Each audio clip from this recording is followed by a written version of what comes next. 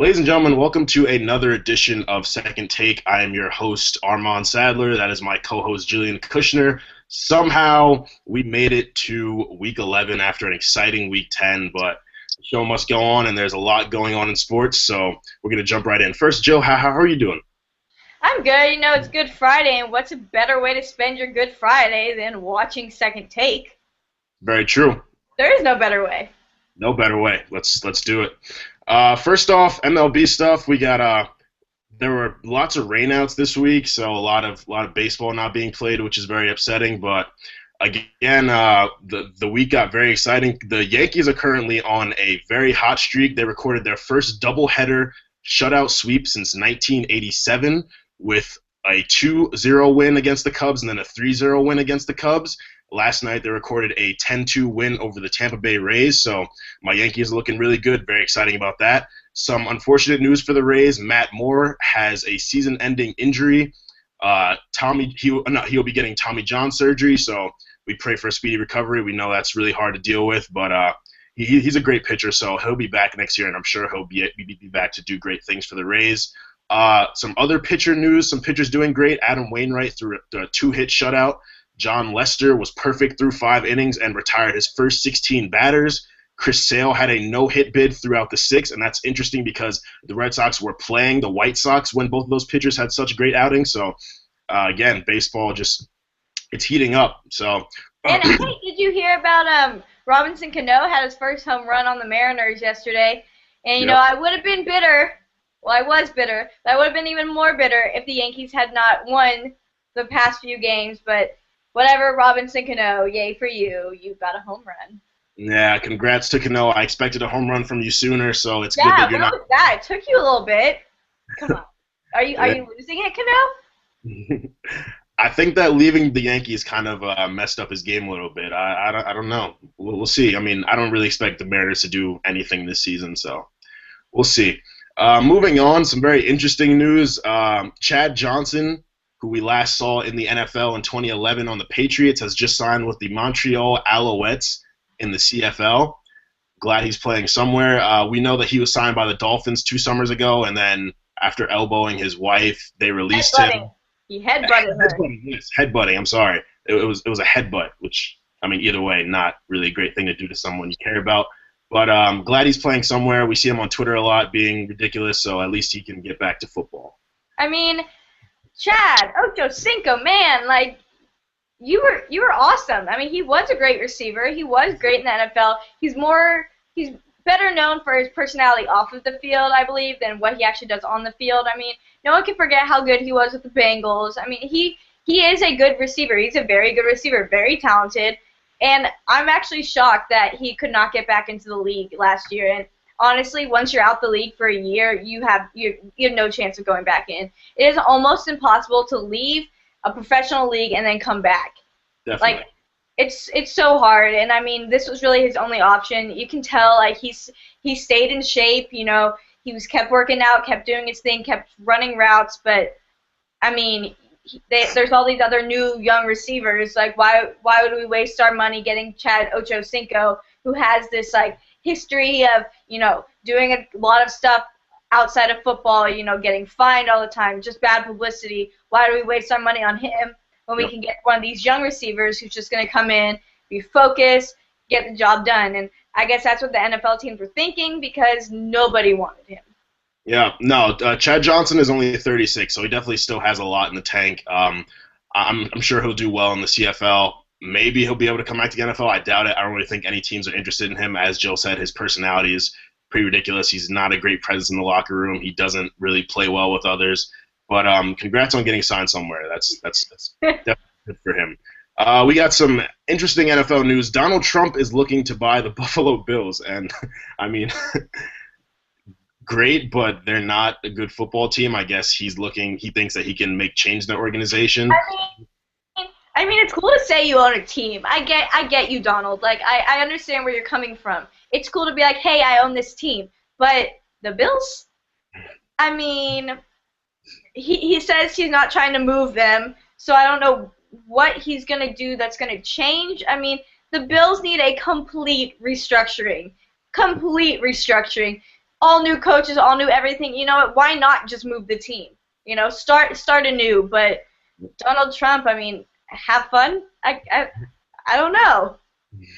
Donald Trump has a lot of money, so I'm sure he can do something to at least make the franchise more exciting, even if they don't become a better football team. Something about them will draw in fans. But Buffalo's really cold, so I would definitely suggest moving them somewhere a bit nicer. Maybe that'll draw out more fans. You know, why not? Move them to Hawaii. Hawaii would be a good move, actually. I think so. I think that would make a lot more fans. Donald Trump, watch Second Take. I know you already do, but watch it even more because I'm giving you great ideas. Move the Buffalo Bills to Hawaii, you know, change the whole name. Make it like the Hawaiian Turtles. I don't know. But you move that team, you get this, just reconstruct the entire franchise. I mean, are there that many Bills fans that are going to be that upset? Jill, who would fear a team called the Hawaiian Turtles? I don't know. I didn't think it through that much. It was just the first name that came to my head, okay? You know, the Hawaiian Turtles could be the best team in the NFL, and I started it. Like next year's Super Bowl matchup, Hawaiian Turtles versus Seattle Seahawks. It sounds good. I think so. It's a great animal, very feared. You know, turtles live a long time. Great team. True, very true. The Bills definitely have a long career as the Turtles. Moving on though, the Packers signed Matt Flynn again. We know he was on their team a couple seasons ago. They picked him up again. I guess I understand it as a backup quarterback. Aaron Rodgers had some injury problems last season. I personally feel Matt Flynn's very talented and deserves to be a starter somewhere. So, I mean, I don't know. I don't know how you feel about it. I mean, Matt Flynn, I don't have much opinion on getting him exactly. But as you said, you know, the Packers were looking for another quarterback. Hey, they had a pretty cool guy before, you know, his name's Vince Young, but they decided to cut him after summer. Like, why? Vince Young was great for the Packers. That would have been genius. But no, they want Matt Flynn. Whatever. But I mean, I'm just annoyed. The Packers organization as a whole just annoyed me because I wouldn't go for Matt Flynn. I would go for something very different. Matt Flynn is very textbook, I guess, but like, what? I mean, Aaron Rodgers is your guy. I get that, and you need someone just sit behind him on the bench just in case, or if they're playing a very bad team. But I mean, Matt Flynn, out of everybody, I thought he was gone. Yeah. Moving on, though, the New York Giants recently signed Josh Freeman to a one-year deal. I don't really get this one either. They seem to have confidence in Eli Manning as their franchise quarterback. He hasn't had any injury problems, so perhaps Josh Freeman's there to hold the clipboard. Maybe he'll do a better job than whoever their backup is. Eli Manning does have this problem where he doesn't win.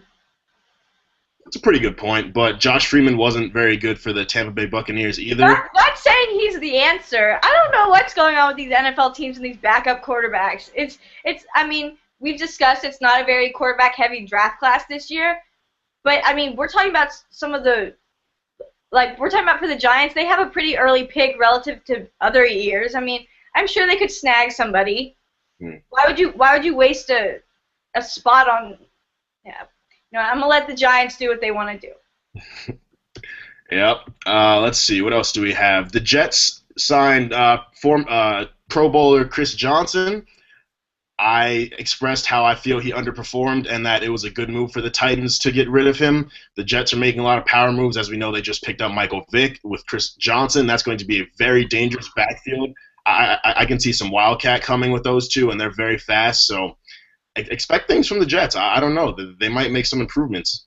I mean, when they said, I didn't want Chris Johnson going to the Jets. I think a better team could have picked him up.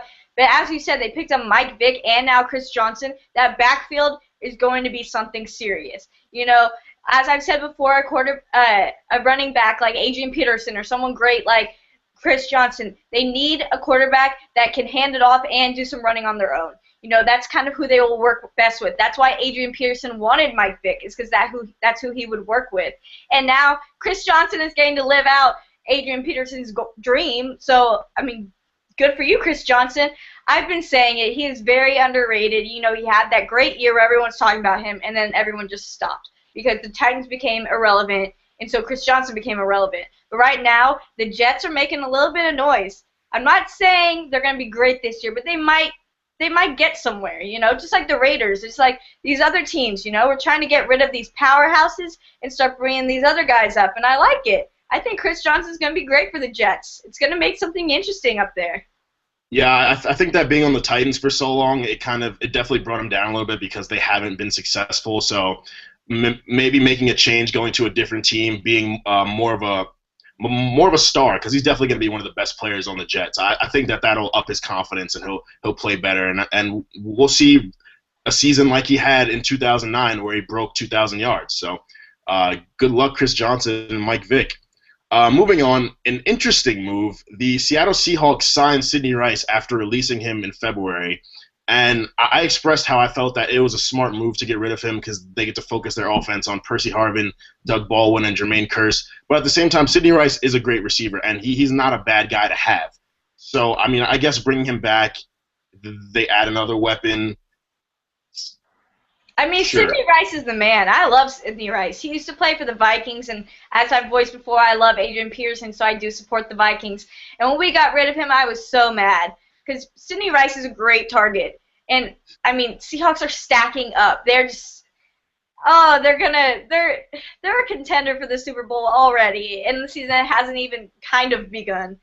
They're coming in hot. They're coming in strong. Sidney Rice is just another great target. We know this. So yep. There's no harm in having him back. It can only do good, honestly. Definitely. All right, let's move on. We got some interesting news from the NCAA. I'm going to let Joe take this one, and it is making me wish that I was a varsity athlete. Well, as Shabazz Napier had said during the tournament that he was starving a lot of his college experience because the NCAA doesn't give him enough food. So the NCAA decided, hey, we're going to give y'all unlimited meals and snacks. All these NCAA athletes are rejoicing. They're so happy. And I'm sitting here laughing because the NCAA just played all of them. They just played them like a fool because all these people are demanding, hey, pay us, do this, do that. And the NCAA is like, hey, I'm going to give y'all free meals. And then you can't even bring up the fact that we don't pay you because we're giving you free meals. Why are you mad? What are you even having to pay for anymore? The NCAA, I mean, it was genius. It was honestly genius on their part. I'm mad because, hey, us regular students get hungry too. Why don't I get an unlimited amount of meals? I'd like some. But, I mean, these athletes think that they won. They didn't win. They got played for a fool. The NCAA was genius with this. It's genius. They have so much money, and I actually learned this the other day in one of my classes, that the NCAA doesn't pay taxes. Wow. Imagine how much money they have. Because, you're thinking, all right, they get like $80 million a year. They probably have to get rid of half of that with taxes. Nope. That's all theirs. So, yes, they can afford free meals for student athletes. But wow. That's all y'all are getting now. Yeah. That's a really interesting take. I didn't even think about the fact that the NCAA is doing that to kind of hinder players from complaining about not being paid. That's a really interesting take. And, yeah, my 14 meals a week are all right, but I wouldn't mind an unlimited meal plan. Of course, I have to pay for it. But, I mean, now I might join the varsity polo team or something and get some free meals and snacks. I mean, all the athletes I know, they're like, oh, yeah, we made it. We got free meals. And I'm like, okay, but now you're never getting paid because they just did this to quiet y'all. Like whenever you keep bugging your mom for something like, give me candy, and she gives you one little piece and then you're happy, that's what they just did. They just treated these athletes like children. It's genius. Definitely. But I wouldn't be rejoicing about it. Definitely. Moving on, we got Kyle Anderson, and I brought him up. He was a player from the UCLA Bruins, and he's also from very close to my hometown. He's from Fairview, New Jersey. He declared for the NBA draft. Jabari Parker also declared for the draft, and a day after that, today actually, Rodney Hood, his teammate, declared for the NBA draft. So we have a lot of good basketball players who are looking to go to the NBA, and I think that there are a lot of NBA teams who are going to really improve a lot with all these draft picks that they're getting. And the Kentucky freshmen, a few of them have already declared. I think we discussed Julius Randle declared. Someone else declared, I forget who. And, I mean, they're really hitting that one and done this year. Yep. Yeah, there are a lot of freshmen feeling like they can play in the NBA, and I think that's okay. I think Jabari Parker is going to be very good. I think Wiggins is going to be very good. I think Tyler Ennis is going to be very good. So I'm really excited to see this draft and who goes where, because there are a lot of great players. So I feel like the Miami Heat could even end up getting like a really good player, and that just wouldn't be fair. But hey, it's the NBA and it's what's going on. So what do you do? We got some NBA news. Carmelo Anthony expressed that he is not looking to leave the Knicks, but he would like to explore his options. The Knicks also recently signed Lamar Odom. I would definitely suggest Carmelo Anthony look for some other options. I don't think that the Knicks The Rockets.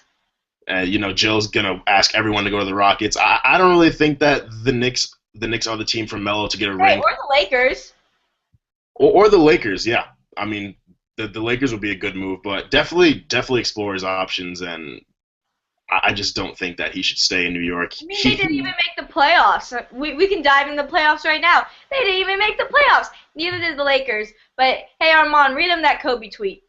Definitely. Kobe Bryant this week had a very interesting tweet. Expletive season, flush it, forget it. Hashtag amnesia. Next season will be epic. Hashtag blackout. Hashtag bus fam. We know Kobe Bryant went down with a season-ending injury, but he's very confident in what the Lakers would do next season. We know that they're looking to get Kevin Love. There are rumors about Carmelo Anthony possibly going there.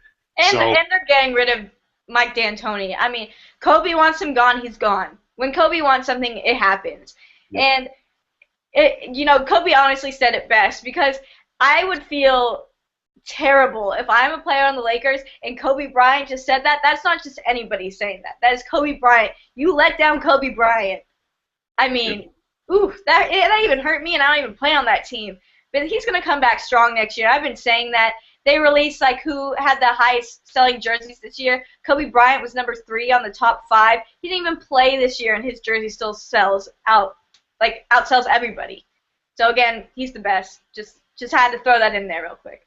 Of course, but I'm expecting that the Lakers will make a lot of improvements. With Kobe back, they have Nick Young, who I think is very good. Jody Meeks did pretty great things for them this season. If they do end up adding Kevin Love or Carmelo Anthony, the Lakers would definitely be back on the map. Mm-hmm. So I'm expecting good things from them, especially with Kobe's leadership, because I know he's going to be on all of them. Yeah, I mean, Kobe, this season was, and the season before, it was unacceptable to Kobe, completely unacceptable, and he will not stand for that. And Kobe will not leave the Lakers, but he's going to make sure everything is changed around him so that he can have a good enough supporting cast, because the Lakers are the Lakers. They should be one of the best each year. And the fact that they weren't this year, it's unacceptable. Yes, the Lakers actually recorded their franchise worst season with a 27-55 record. Not something we see from the Lakers often. They did close the season out with a win against the Spurs, so I mean that's good. The Spurs are a good team, so you definitely got to be happy. They were everybody benched their players, their best players for the last game, so I guess that's something to celebrate. Yeah. All right, let's talk about this playoff picture we got going on, though. So, we have some interesting people jumping into the playoffs this year. In the first round, we have the Pacers versus the Hawks. I see that as a very easy win for the Pacers. Pacers are the number 1 seed. The Hawks are the 8th seed. I don't even know why the Hawks are in there. And then we also have the Bulls versus the Wizards. I couldn't think of a less eventful game. The Bulls have been quite a letdown. We have that Derrick Rose problem, as in Derrick Rose gets hurt every time he steps. And the Wizards, I mean, it could be interesting. You might see something fun from John Wall, and then we have the Raptors versus the Nets. The Nets came in pretty serious this year. They're a 6th seed, and the Raptors are the 3rd seed. So I could see that game going to 7 or so. I could see that being a good battle. And then, of course, this is a great one. We got the Heat playing the Bobcats. Somehow the Bobcats slid in to the playoff picture. We have no idea how. I'm sure you have no idea how. Easy win. I mean, let me say this first. The Bobcats are going to show all y'all who's boss. I'm completely kidding, because the Heat are going to kill them. I see this being, they're going to sweep them. Easy. Definitely. For the East, as I've said over the past couple weeks, I see the Pacers coming out of the East. It's definitely going to be Pacers Heat in the Eastern Conference Finals. It's going to be a very great series. It's going to go to 7 games, but I just think that this year is the Pacers' year. Let's move on to the Western Conference, Joe. All right, we got the Spurs versus the Mavericks, a little Texas battle. Spurs, of course, the 1 seed, and the Mavericks are the 8 seed. That could be a good little fight, but I see the Spurs pulling it out. Then, of course, we got the Rockets versus the Trailblazers. A lot of people say the Trailblazers have been making some noise this season, and they have, but I think the Rockets are making even more noise. I think the Rockets are going to have it. It's going to be a good one. I could see that going to, the full amount of games. I could see it being neck to neck. And then, of course, Clippers versus the Warriors.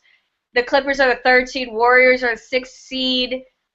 I see the Clippers, man. Like, the Clippers have really gotten it together. They're having, DeAndre Jordan is a powerhouse. Chris Paul is doing his job. Blake Griffin, he's too fun to watch. I see the Clippers going on with that. And then Armand's favorite, we got the Thunder versus the Grizzlies. That shouldn't even be a problem. That should be an easy win for the Thunder. I see the West coming down to, Thunder Rockets or Thunder Spurs. Okay. Who do you think is going to come out of the West? In the West, I mean, I hate to say it, but it's Heat Pacers, easy Heat Pacers, and I could definitely see the Pacers beating the Heat this year.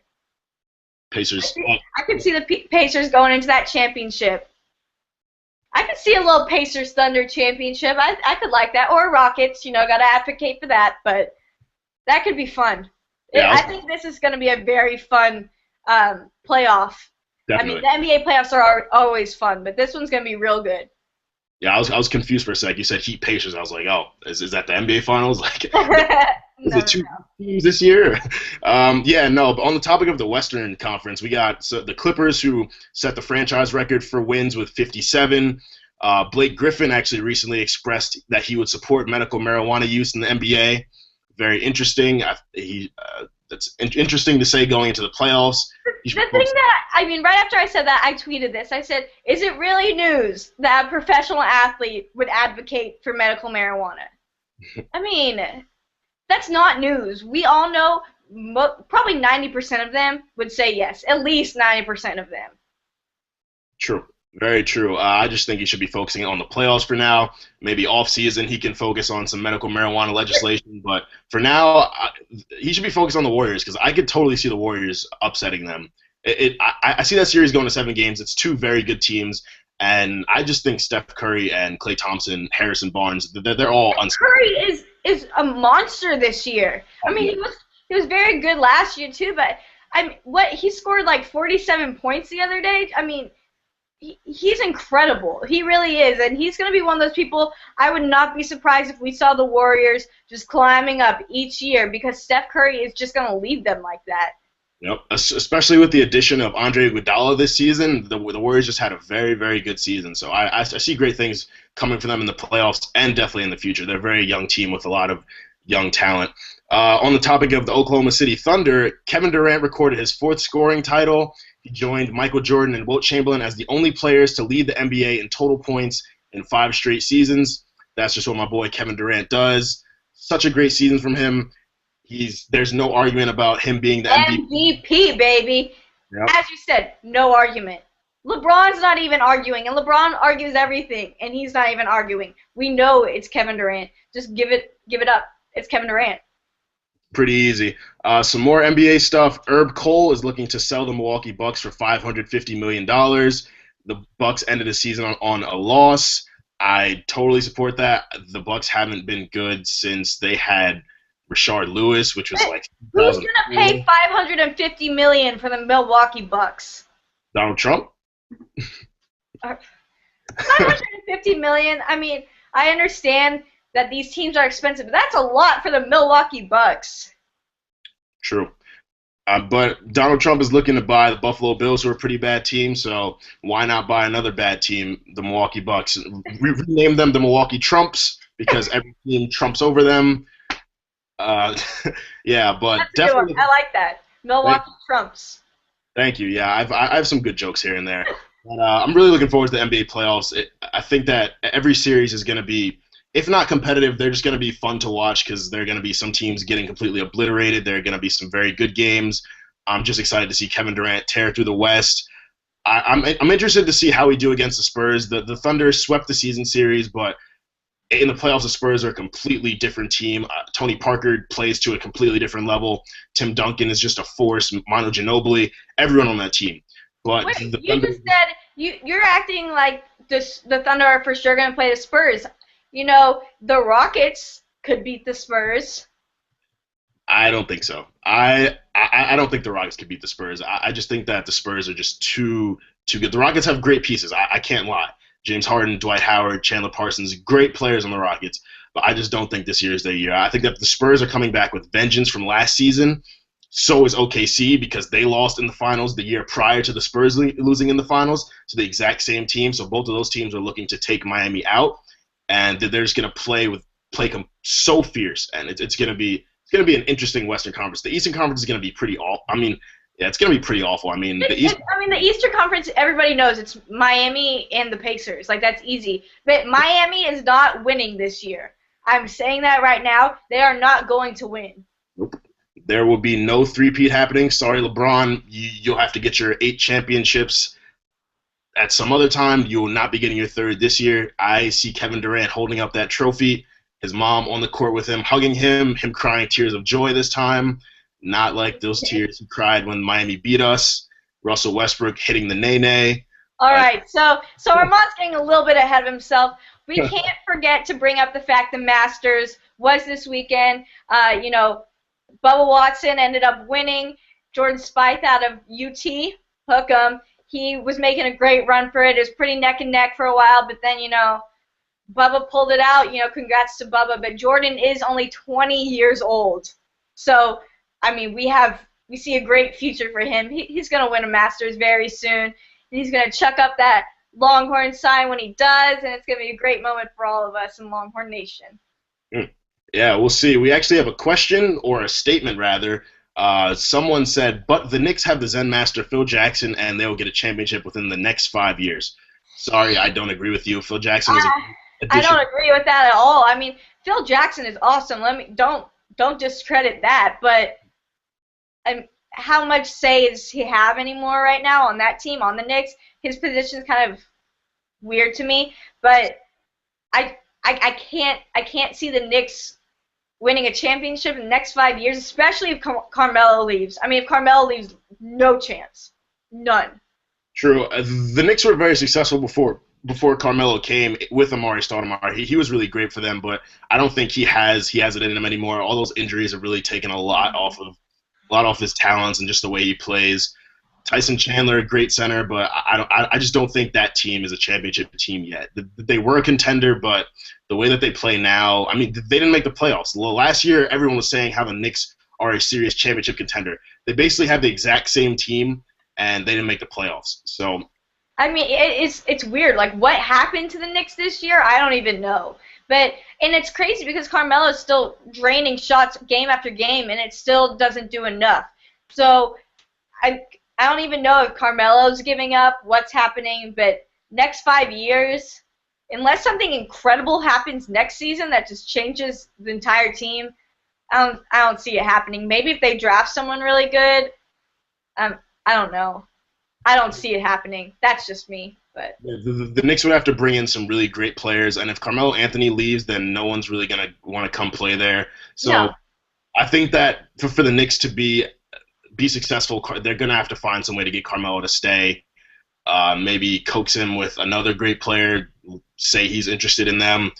But I just don't. It's just like the same for the Lakers. You do whatever you need to do to make your franchise player happy. Melo has become the franchise player for the Knicks. When you think Knicks, you should be thinking Melo. Just like when you think Lakers, you should be thinking Kobe so fast. But you do whatever makes him happy. Whatever Melo wants, give it to him, because otherwise he's out. And every other team in the NBA will be happy to take him. I don't think there's any team that would turn him down. Definitely. Again, I want to thank you guys for tuning in. NBA playoffs start tonight, I believe, or tomorrow night. Either way, it's going to be a very basketball-packed weekend. It's going to be very exciting. I can't wait. We'll be back next week, probably with some baseball news. Hopefully Yankees going on a longer win streak. NFL pickups, of course. We got the draft coming up soon. So can't wait. Thank you guys for tuning in, and we will see you next week.